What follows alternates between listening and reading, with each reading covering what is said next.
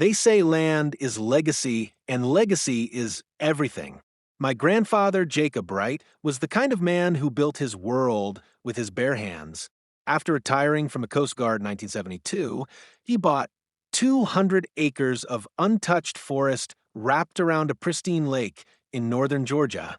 No electricity, no roads, just silence, pines, and the shimmer of the water he named Lake Clara after my grandmother. That land was our family's pride. Every summer, from the time I could walk, I was out there helping him build the dock, fishing from the old canoe, or watching storms roll across the hills. After he passed in 2015, the land passed to my dad and then to me. And even though I moved away to Atlanta for work, I always came back. Until the letters started. The Homeowners Association wasn't even a thing when Grandpa was alive. But a new development had crept up a mile from the lake, Eagle Pines Resort Estates. Luxury homes, a golf course, a private hotel. At first, I didn't think much of it, but then I got the first envelope. It claimed I was illegally using a shared water resource, Lake Clara. That's what they called it now. Lake Clara is part of the protected ecosystem managed by Eagle Pines HOA. The letter said, as a non-compliant adjacent property owner, you are liable for environmental fees, back taxes, and lake maintenance dues totaling $712,455. I thought it was a joke. I called the HOA's number and was directed to a voicemail. I left 3 messages. No response. Then one day I drove out there. My dock was gone, ripped apart. A padlock chain was stretched across the lake's only boat launch with a shiny new sign, Private Property, Eagle Pines HOA members only. I stood there with my fists clenched, shaking with rage. That was my grandfather's dock. His lake. How could they just steal it? I spent the next 3 months trying to fight it. I dug through deed records, called attorneys, even drove to the county courthouse. The land was still mine, but they'd lobbied the local board to declare the lake part of a shared watershed district, giving them leverage. Somehow, they convinced the local zoning office that since their property touched the lake, they had collective rights to preserve and manage it. But they didn't preserve it. They commercialized it. A hotel had been built overlooking the southern shore, marketed as a luxury lakeside escape. Kayaks, boat tours, events every weekend. And yet I, the person whose family owned this lake for nearly 50 years, was suddenly locked out and hit with fines? That's when I made a decision. If they wanted war, I'd bring one. But not with fists or lawsuits. With facts. My friend Leah, a land surveyor, agreed to help. We spent 2 weekends in the woods with GPS tools, old plats, and historic aerial maps. What we found made my heart skip a beat. The entire hotel, including its patio and half the parking lot, wasn't on Eagle Pines property.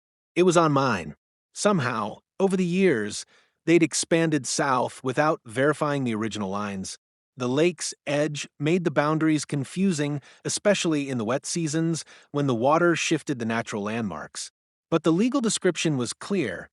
Parcel 219A, 6.4 acres south of Lake Clara, owned by Jacob Wright and successors in perpetuity.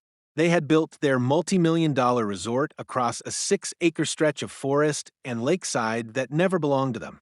And worse, they had registered no easements, no purchase, and no lease agreements. It was trespassing, plain and simple. I smiled for the first time in months. I didn't tell them. Not yet. First, I called my lawyer, Ms. Dawson, a quiet woman with a sharp legal bite. We filed an immediate cease and desist against the Eagle Pines HOA and the hotel operators, citing illegal development, encroachment, and back rent for commercial usage of private land. Then, with the help of a local journalist Leah knew, we leaked the story. The headline ran a week later, Luxury HOA Hotel Built on Private Veteran-Owned Land Without Permission. The fallout was immediate. The HOA tried to go silent, but the media frenzy swarmed the area. Protesters showed up at the hotel gates. Veterans organizations started posting online about Jacob Wright's stolen land. A local environmental group launched their own investigation, revealing that the HOA had even diverted runoff pipes directly into the lake, polluting it. I got a call from the HOA president 2 days later. He tried to sound calm. Mr. Wright, he began, I think there's been a misunderstanding. We'd like to discuss a potential settlement and clarify some of the boundary. I cut him off. No, I'm not selling, not negotiating. You stole my land. You extorted money from my family's name. You're going to pay, and I'm going to make sure the whole town knows exactly how much you lied. The court case was swift. The evidence was bulletproof. Survey maps, satellite images, original deeds signed in my grandfather's careful pen. The judge ruled in our favor, not just on trespass, but also on damages.